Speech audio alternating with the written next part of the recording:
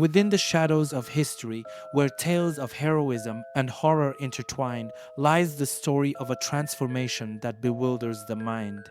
What propels a young woman from the serene countryside to become the embodiment of terror at Auschwitz? In today's journey, we unravel the enigma of Irma Grese, from her innocuous beginnings to her dark deeds within the camp's barbed wires. This tale is not just about the past, it's a mirror reflecting the complexities of human nature. Stay with us as we delve into a narrative that challenges our understanding of morality, power, and the human capacity for both good and evil. Make sure to subscribe and hit the like button if you're ready to explore the depths of history's most haunting stories. As the dawn of October 7, 1923, broke over the pastoral landscapes of northeast Germany, a child named Irma Grese entered the world, her life's canvas yet untouched by the shadows it would one day harbor. Born into the modest household of Alfred and Berta Grese, Irma's early years unfurled amidst the backdrop of the Plateau des Lacs, a region famed for its tranquil lakes and vast, unending fields. Irma's family, though not wealthy, eked out a living that, while humble, provided a semblance of comfort in the rustic environs. Her father, a milk producer, and her mother, a caretaker of the family's small menagerie of pigs, geese, and chickens, instilled in Irma and her siblings the value of hard work and the importance of family ties. This idyllic, if modest, upbringing painted Irma's childhood with strokes of simplicity and innocence, a stark contrast to the path her life would eventually take. Surrounded by nature's unspoiled beauty, Irma's early years were marked by a closeness to her younger sister, Helene, and a life rhythm dictated by the seasons and the needs of their farm. It was a life of simple pleasures and modest aspirations, far removed from the complexities and horrors of the world beyond their fields. Yet, as history would later reveal, the seeds of darkness can find root in the most unsuspecting of soils. As the 1930s unfolded, a dark tide rose over Germany, reshaping its destiny. The ascension of Adolf Hitler and the Nazi regime in 1933 marked the beginning of a profound transformation, not just for the nation, but for countless individual lives, including that of young Irma Grese. In the shadow of swastikas, Irma's tranquil world began to warp, as the insidious ideology of the Nazis seeped into every aspect of German life. Irma's father, Alfred, once a figure of simple rural values, found himself drawn into the vortex of Nazi politics, joining the party more out of a sense of opportunism than ideology. This decision marked a pivotal shift in the Grese household, bringing the influence of the Nazi regime directly into Irma's immediate environment. The ideals of hard work and family unity were gradually overshadowed by the growing fervor for Hitler's vision for Germany. Caught in this tide was Irma, a young girl whose adolescence was intercepted by the regime's pervasive reach. At the tender age of 10, as the Nazi influence became more pronounced, Irma was enrolled in the League of German Girls Bund Deutscher Medal, the female counterpart of the Hitler Youth. This organization, cloaked in the guise of camaraderie and patriotism, was a cog in the vast machinery of indoctrination designed to mold young minds into loyal servants of the Nazi state. Within the League, Irma, like many others, was subjected to a rigorous regimen of physical training, ideological instruction, and nationalist propaganda. It was here, amidst the chants and marches, that the seeds of fanaticism were sown in her heart. The transformation was gradual but undeniable. The simple country girl who once roamed the fields of northeast Germany was slowly replaced by a zealous adherent to a twisted cause, her identity reshaped by the insidious doctrines of hate and superiority peddled by the Nazis. This period of Irma's life was a stark testament to the power of environment and ideology in shaping a person's path. As the nation marched towards war and genocide, Irma Grese, too, stepped further away from her innocuous beginnings, her soul increasingly ensnared by the dark allure of Nazi ideology. The trajectory of Irma Grese's life took a decisive turn as the tumult of World War II engulfed Germany. Initially embarking on a path that seemed to offer a semblance of normalcy, Irma found herself as a nurse trainee. This role, however, was short-lived. The corridors of healing soon gave way to the grim shadows of the SS training camps.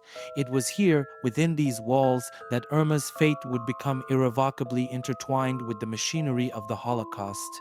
The transition from a nurse trainee to an SS guard was not merely a career shift, but a plunge into the abyss of moral decay. Irma was indoctrinated into the SS's ideology, a doctrine that preached racial purity, loyalty to Hitler, and mercilessness towards those deemed subhuman. This was a world where compassion was a liability and cruelty was often rewarded. The training Irma underwent was designed to desensitize her to violence and suffering. She was taught to see prisoners not as humans but as objects unworthy of empathy or dignity. This psychological reconditioning was brutal and effective, stripping away the remnants of the young girl who once lived a life of rural simplicity. Surrounded by peers and superiors who embraced the SS's ideology with zeal, Irma found herself in an echo chamber of extremism. The influence of this environment cannot be overstated. Each day, she was bombarded with messages that validated brutality and encouraged the dehumanization of others. In this setting, Irma's transformation accelerated. The values instilled in her during her upbringing were eroded, replaced by a newfound identity as a loyal SS guard, ready to carry out the regime's draconian policies without question or hesitation. As Irma ascended within the ranks, her behavior grew increasingly cruel and sadistic. The power vested in her by the SS uniform became a tool for terror, used to inflict pain and suffering on those unfortunate enough to be under her watch. This dark chapter in Irma's life was a stark departure from her beginnings, a reflection of how the toxic combination of ideology and power can corrupt and warp the human soul. In the grim landscape of Auschwitz, a name that has become synonymous with the atrocities of the Holocaust, Irma Grese carved a niche for herself that was dark and notorious. Assigned as a guard, her presence became a harbinger of pain and fear among the camp's inmates. In this setting, stripped of humanity and filled with the desolation of countless souls, Irma's actions would cement her legacy as one of the most cruel figures within the camp's infamous history. Irma's role at Auschwitz was not just that of a passive overseer, she actively participated in the brutality that characterized the daily life of the camp. Armed with a whip and a pistol, she patrolled the grounds with a sadistic zeal, her eyes scouting for any infraction, real or imagined, that could justify her wrath. Prisoners, emaciated and broken, learned to fear her footsteps, knowing that her approach often preceded acts of spontaneous violence. One of the most chilling incidents that underscored Irma's cruelty involved her treatment of prisoners deemed too weak or ill to work.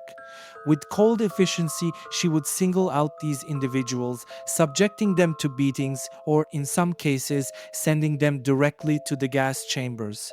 Her decisions were not just acts of obedience to orders, they were marked by a personal investment in the machinery of death that Auschwitz represented. Irma's transformation into a figure of such infamy was not solely the product of her own inherent sadism. It was also the result of the psychological conditioning she underwent as part of the SS. The dehumanization of inmates, the constant reinforcement of Nazi ideology, and the normalization of violence all played significant roles in shaping her behavior. Furthermore, the societal collapse into barbarism, as witnessed in Auschwitz, provided a backdrop that allowed and even encouraged Irma's worst impulses to flourish. The question of how a young woman could become a symbol of cruelty is complex. Irma Grese's story is a stark illustration of the profound impact of environment, ideology, and power on individual behavior. In Auschwitz, Irma found not just an outlet for her indoctrinated hatred, but also a perverse form of validation. Her actions there, a blend of personal sadism and systemic brutality, leave a lasting legacy, serving as a grim reminder of the depths to which humanity can sink. As the tides of World War II began to turn, the once invincible fortress of Nazi Germany crumbled, paving the way for the liberation of those still trapped within its deadly grasp. The liberation forces, moving through the remnants of the Third Reich, uncovered the full extent of its atrocities, bringing the architects and enforcers of its terror to justice.